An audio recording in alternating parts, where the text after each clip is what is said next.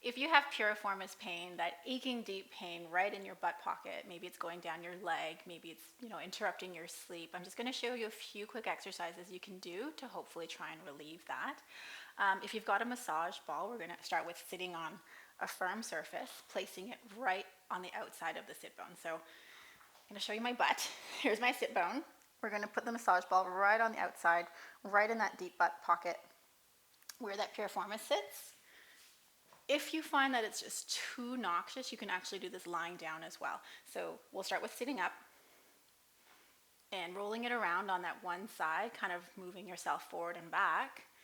And then if you find a really achy spot, or if the whole thing's achy, just start in one area, try to stay there, 10 deep breaths, thinking of expanding your breath down into your diaphragm, down into your pelvic floor, and then just letting go as much as you can.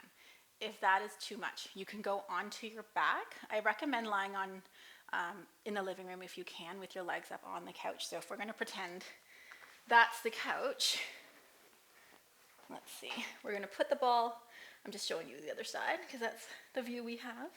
We've got the ball right underneath that piriformis, and you can do a little bit of rocking side to side, legs on the couch, or if you've got a therapy ball, you can also kind of rock the ball forward and back as well. And then, as I said before, find that sore spot, hold for maybe 10 breaths, and then move the ball, find the next spot, hold for maybe 10 breaths.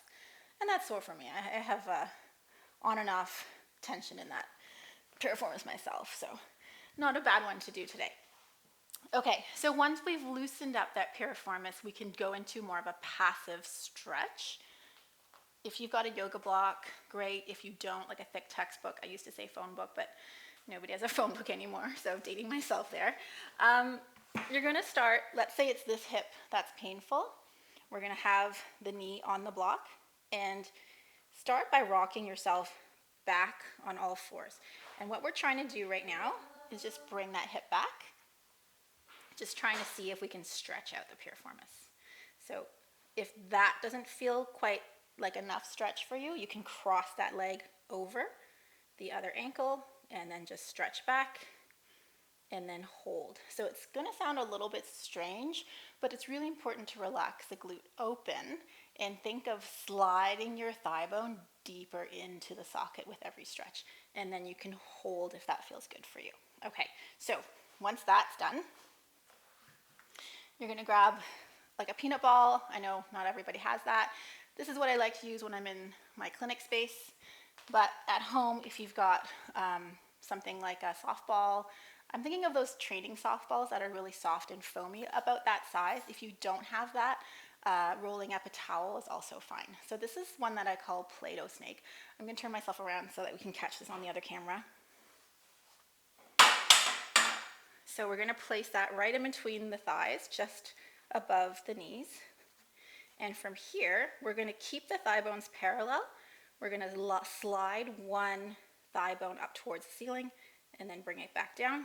Slide the other one up, bring it back down. We're really trying to avoid any sort of lean or dipping to one side, and then coming up, staying parallel between those thigh bones. So what we're trying to do is really allow the piriformis to let go, so there's space for that thigh bone to come back into the hip socket. So if that's easy, you can also make it a little bit harder by adding a bit of a hover. So I've got my toes tucked underneath. I'm going to put that ball back in between. You're going to hover the knees off. Oh, put some springs on, Ellen. Hover the knees right off, and then we're going to do a little bit of reciprocal movement in those thigh bones. So what's happening is my thigh bones are moving through space. I like to use the cue thinking of pistons sliding back and forth. They're going to stay parallel. And we're really going to feel some really nice core work here. And the goal is to try to layer on some nice deep core, some nice pelvic floor strengthening. If you have a reformer, I also recommend coming in with some glute strengthening after. So scooter is my absolute favorite for this. We're going to pop this up. I've got one spring. And then from here, we're really going to try and retrain that piriformis. So we're going to press out through the glute and then try to release that sit bone nice and wide in the back. And then press away, gather the glute, and then thinking of that thigh bone or that sort of that butt cheek spreading wide. I know it's kind of crass, but here we go. We're gonna think of nice flappy butt cheek to come back in and then engage and release again. So I super love that one, just to try and access the piriformis and just teach it how to let go.